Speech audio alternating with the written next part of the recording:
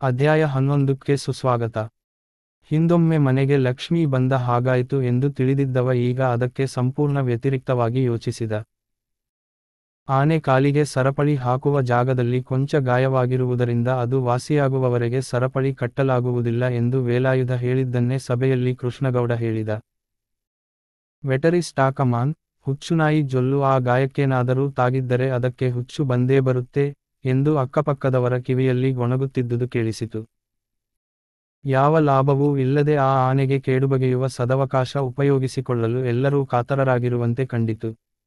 ನನಗೆ ಸರಿಯಾದ ವೆಪನ್ ಕೊಟ್ಟರೆ ಅದನ್ನು ಈಗಿಂದೀಗಲೇ ಶೂಟ್ ಮಾಡಿ ಬಿಡುತ್ತೇನೆ.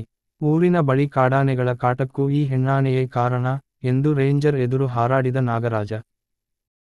ಕೃಷ್ಣಗೌಡ ಆ ಆನೆ ಲಾಯ ಬಿಟ್ಟು ಹೊರಗೆ ಹೋಗುವುದೇ ಇಲ್ಲ ಎಂದು ಎಲ್ಲರ ದೂರುಗಳನ್ನು ಸಾರಾಸಗಟು ಅಲ್ಲಗಳೆದ. ಕೊನೆಗೆ ಗುಂಪಿನ ಕೋಪ ಶಮನಕ್ಕೆಂದು ಅದು ರಾತ್ರಿ ಲಾಯ ಬಿಟ್ಟು ಹೊರಬಂದರೆ ಯಾರು ಏನು ಬೇಕಾದರೂ ಮಾಡಬಹುದೆಂದೂ ಕೊಂದರೂ ಪರವಾಗಿಲ್ಲ ಎಂದು ಬಿಟ್ಟ. ಅದನ್ನು ಶೂಟ್ ಮಾಡುತ್ತೇವೆಂದು ಕೇವಲ ಸಭೆಯಲ್ಲಿ ಹೇಳುವುದಷ್ಟೇ ಹೊರತು ಅದನ್ನು ಕೊಲ್ಲಲು ಯಾರೂ ಮುಂದಾಗುವುದಿಲ್ಲ ಎಂದು ಕೃಷ್ಣಗೌಡನಿಗೆ ಖಾತರಿಯಾಗಿ ಗೊತ್ತಿತ್ತು. ಶೂಟಿಂಗಿಗೆ ಪರವಾನಗಿ ಸಿಕ್ಕಿದನ್ನು ನೋಡಿ ಸಭೆ ಬರಖಾಸ್ತಾಯಿತು. ರೇಂಜರು ಅದು ಅಷ್ಟೊಂದು ಪುಂಡು ಆನೆಯಾದರೆ ಅದರ ಮೇಲೆ ಯಾಕೆ ಆಕ್ಷನ್ ತಗೊಂಡಿಲ್ಲ, ಅಂಥ ಸಂದರ್ಭ ಬಂದರೆ ಶೂಟ್ ಮಾಡೇ ಬಿಡು ಎಂದು ನಾಗರಾಜನಿಗೆ ಹೇಳಿದರು. ಕೃಷ್ಣಗೌಡ ಅದಕ್ಕೆ ಗಾಯ ಮಾಡಿ ಕೈಕಾಲು ಮುರಿದರೆ ನೋಡಿಕೊಳ್ಳುವುದು ಮುರಿದವರ ಜವಾಬ್ದಾರಿಯೇ ಹೊರತು ತನ್ನದಲ್ಲವೆಂದೂ ಅದು ಸತ್ತರೆ ಅದರ ಹೆಣಸಾಗಿಸಲು ಸಹ ತನ್ನಿಂದ ಸಾಧ್ಯವಿಲ್ಲವೆಂದೂ ಹೇಳಿದ. ಎಲ್ಲರೂ ನಾಗರಾಜನಿಗೆ ಸಭೆಯಲ್ಲಿ ಸರಿಯಾದ ಶಾಸ್ತಿ ಆಯ್ಕೆಂದು ಸಮಾಧಾನಪಟ್ಟರು. ಕೃಷ್ಣಗೌಡರ ಆನೆ ಮಠದಲ್ಲಿ ಇರಬೇಕಾದರೆ ಒಬ್ಬ ಆನೆ ಶಾಸ್ತ್ರ ನೋಡುವವನು ಈ ಆನೆಯಿಂದ 5 ಜನ ಪ್ರಾಣ ಕಳೆದುಕೊಳ್ಳುತ್ತಾರೆಂದು ಹೇಳಿದ್ದ. ಮಠದವರು ಅದನ್ನು ಯಾರಿಗಾದರೂ ದಾಟಿಸಲು ಯೋಚಿಸಿದ್ದಕ್ಕೆ ಇದೂ ಒಂದು ಕಾರಣ. ವೇಲಾಯುಧ ಇದನ್ನು ಒಂದು ಚೂರೂ ನಂಬಿರಲಿಲ್ಲ. ಆದರೆ ಕೃಷ್ಣಗೌಡರು ಮೀಟಿಂಗ್ ಮುಗಿಸಿಕೊಂಡು ಬಂದು ಅವನಿಗೆ ಈ ಆನೆಯನ್ನು ಹದ್ದುಬಸ್ತಿನಲ್ಲಿ ಇಡದುದಕ್ಕೆ ಬಾಯಿಗೆ ಬಂದ ಹಾಗೆ ಬೈದ ಮೇಲೆ ಆನೆ ಶಾಸ್ತ್ರದವನು ಆಡಿದ ಮಾತುಗಳ ಮೇಲೆ ನಂಬಿಕೆ ಬರದಿದ್ದರೂ ಜ್ಞಾಪಕಕ್ಕೆ ಬಂತು.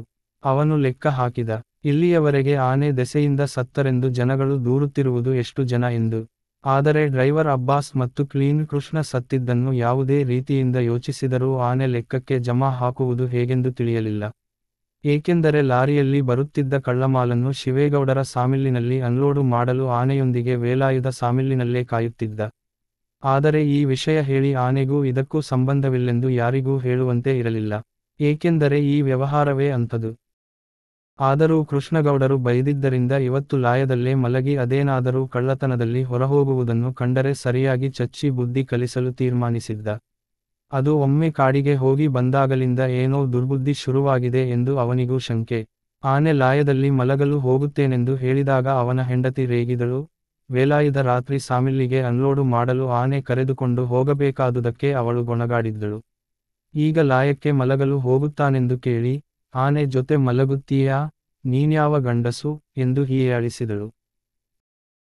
ಆನೆಯ ಕಾಲಿನ ಉಗುರುಗಳ ಬಳಿ ಅಂಕುಶದಿಂದ ತಿವಿದರೆ ಅದಕ್ಕೆ ಪ್ರಾಣವೇ ಹೋಗುವಷ್ಟು ನೋವಾಗುತ್ತದೆಂದೂ ಆ ಭಯಂಕರ ನೋವಿಗೆ 4 ಸಾರಿ ತಿವಿಯುವುದರೊಳಗೆ ಎಂಥ ಪುಂಡು ಆನೆಯಾದರೂ ಶರಣಾಗಿ ನೆಲದ ಮೇಲೆ ಮಲಗಿಬಿಡುತ್ತದೆಂದೂ ವೇಲಾಯುಧನ ಅಪ್ಪ ಅವನಿಗೆ ಹೇಳಿದ್ದ.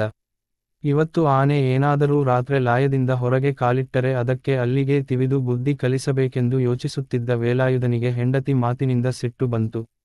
ಮೊದಲು ಆನೆಗೆ ಬುದ್ಧಿ ಕಲಿಸಿ ಆಮೇಲೆ ನಿನಗೆ ಕಲಿಸುತ್ತೇನೆ ಎಂದು ಜೋರು ಮಾಡಿದ. ಹಂಗೇ ಮಾಡು, ನಾನು ಮಾತ್ರ ಚೂರು ತಪ್ಪು ಮಾಡಿದರೂ ಹೊಡೆಯೋದಕ್ಕೆ ಬದ್ದೀಯಾ?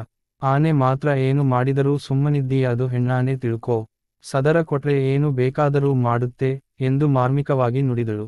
ಅವಳ ಚಿತಾವಣೆಯಿಂದ ಶರಾಬು ಕುಡಿಯುತ್ತಿದ್ದ ವೇಲಾಯುಧನಿಗೆ ಕೋಪವಿರುತ್ತಾ ಹೋಯಿತು. ಆದರೆ ದುರದೃಷ್ಟವಶಾತ್ ಆಗಿದ್ದೇ ಬೇರೆ. ವೇಲಾಯುಧ ಶರಾಬಿನ ಮತ್ತಿನಲ್ಲಿ ತೂರಾಡುತ್ತಾ ಹೋಗುತ್ತಿರಬೇಕಾದರೆ ಕೃಷ್ಣಗೌಡರ ಬೇಲಿ ಹೊರಗೆ ಆನೆ ಅವನ ಕೈಗೆ ಸಿಕ್ಕಿಬಿತ್ತು.